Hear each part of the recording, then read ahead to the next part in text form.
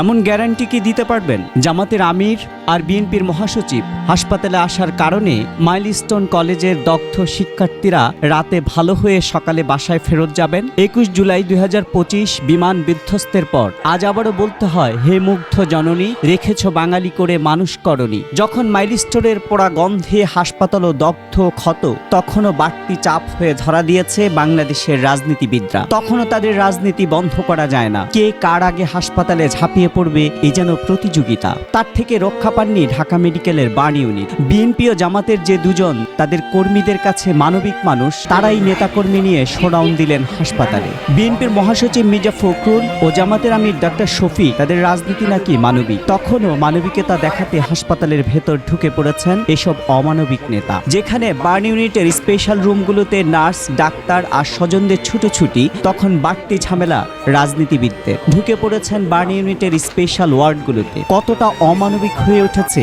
এদেশের রাজনীতির প্রদর্শন ইচ্ছা, তাহারা একা যাননি। সেখানে তাদের হাজার হাজার নেতাকর্মী আর শত শত ক্যামেরা। এই যেন মৃত্যুপুরীর যমদূতকে হাসপাতালে স্বাগত জানাতে হাজির হয়েছেন বিএনপি জামাতের দুই নেতা ও তাদের হাজার হাজার কর্মী। আবারও বলতে হয়, হে মুগ্ধ জননী, রেখেছ বাঙালি করে মানুষ করনি।